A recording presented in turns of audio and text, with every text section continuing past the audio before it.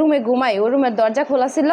ও ঢুকে আমার সাথে মানে খারাপ মানে র্যাপ করার চেষ্টা করছে, জোর জবরদস্তি করছে, মানে দস্তাদস্তি করছে। করার পরে আমার মুখে চাপদা ধরে রাখছে। আমি আজকে একটা মামলা করছি আমাদের গ্রামের ছেলে জয়নাল মোল্লার নামে।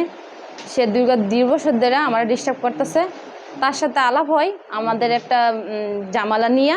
সে ওই জায়গার ব্যাপারে বা মামলা টামলার বিষয়ে উনি বিচার করে। ওই বিষয়ে ওনার কাছে আমরা গেছি। যাওয়ার পরে উনি বলছে আমার নাম্বারটা দিতে। আমি আমার নাম্বারটা দিচ্ছি। দেওয়ার পরে বলতেছে মামলার বিষয় এটা বলে এইভাবে। যখন মানে আমার বিষয়টা গেছে, মানে সলভ হয়ে গেছে, তখন তারপরে উনি আমার মেসেজ দেয়, ওনার ছবি দেয়, কুপ্রস্তাব দেয়, আমার প্রেমের প্রস্তাব দেয়, নানা রকম কথা বলে। তখন আমি এই বিষয়টা আমার আম্মুরা জানাইছি। জানার পরে আমার আম্মু বলছে যে তুমি ব্লক করে দাও, হ্যাঁ খারাপ মানুষ। তারপরে উনি আমার বাবার বয়সী, ওনার বয়স প্রায় 60 বছর হইব। তো আমি ওনারা ব্লক করে দিছি। ব্লক করার পর থেকে উনি আমার নানা রকমভাবে ব্ল্যাকমেল করার চেষ্টা করে, হুমকি দেয়, দামকি দেয়। আমার বাইরের কাছে ফোন দা বলে আমরা কিডন্যাপ করব, নানা রকমভাবে আমারে করে বিরক্ত করে। তখন আমি এই বিষয়টা তো করছি না, আমি সমাজের বয়ে আমি কাউরে জানাইছি না। তো আমি এটা লোকলজ্জার বয়ে আমি লুকিয়ে রাখছি।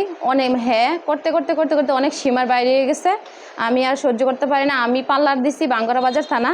আমার পার্লারে গিয়ে ও হামলা দেয়, টাকা চায়, নানা রকমভাবে টর্চার করে। তারপরে আমার বাড়িতে ও দিন রাত থাকে, যখন খুশি তখন আসে আমার হাতে ধরে, আমার কাপড় চোপড় ধরে টানাটানি করে। আমার ছেলে আছে, আমার ছেলের বয়স 6 বছর, আমার মা, আমার নানি আছে। ওরা সবার সামনে ও আমার টানা হাসরা করে অন্য রুমে মানে জোর জবরদস্তি করে। তো এগুলা আমরা মানে চুপ করে রয়েছি, আমরা কিছু বলি নাই। কারণ হ্যাঁ ক্ষমতাশালী।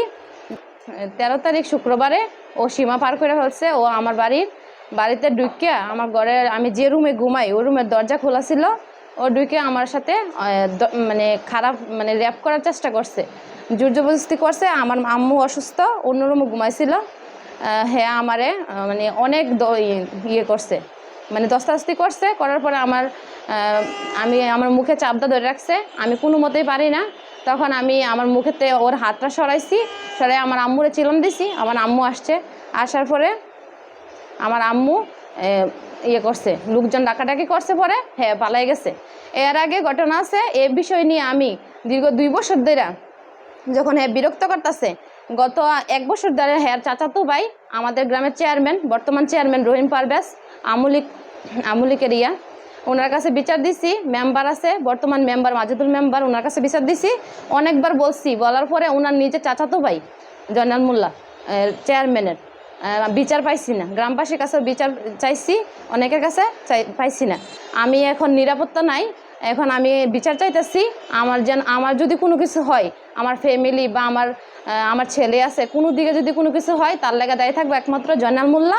আর তার পিছনে যে আছে তারা দায়ী থাকবো। আমার ঘরের চালেই ডালছে, রাতে দাঁড়াইতে হে। এরপরে দিনের বেলা গরগা দরজা বাড়িতে রাখুন লাগে, তার অত্যাচারে ঠেলা। ভিডিওগুলা সবগুলো আমার কাছে আছে, ভিডিওগুলা এখন আমার মেয়ের কাছে আছে। তো ওখানে আমি বেশি সহ্য না করতে পারি না। আমার মেয়ে আজকে মামলা দিছে, আমি সবার কাছে বিচার চাই, এতটুকুই। আর একটা কথা, তার লোকে যে সঙ্গভঙ্গ, তেও আমার বাড়িঘর ফিরা লাইব, জ্বালাই লাইব, ভাঙ্গা লাইব।